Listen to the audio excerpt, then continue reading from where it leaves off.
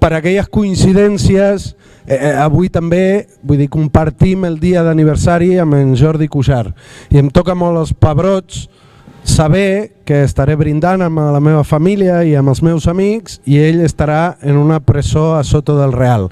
Em toca molt els pebrots i com que crec que això ens molesta a tots i a totes,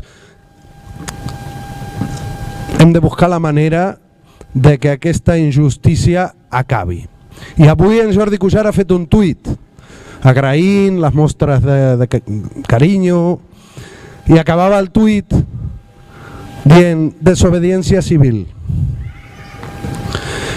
I quan vaig llegir desobediència civil, que bàsicament va ser el que van fer l'1 d'octubre i el 3 d'octubre, dic, em sobta que s'hagi quedat tan sol en Jordi Cuixart defensant la desobediència civil com a eina de fer política.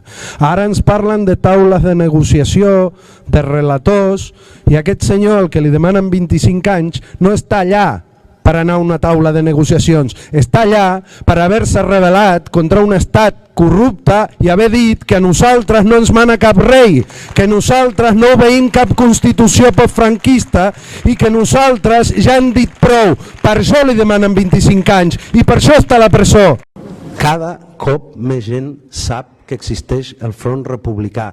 El 28A el Front Republicà serà la sorpresa, se'ls glaçarà el somriure uns quants i li direm: s'us ha acabat.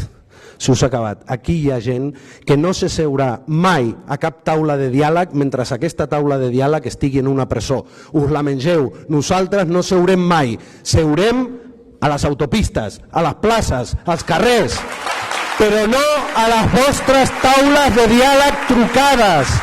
I ho farem perquè tenim memòria, perquè no ens fan por, però sobretot ho farem perquè si no ho féssim estaríem traicionant els que estan presos, els que estan exiliats i els que estan perseguits. I nosaltres no traicionarem a ningú.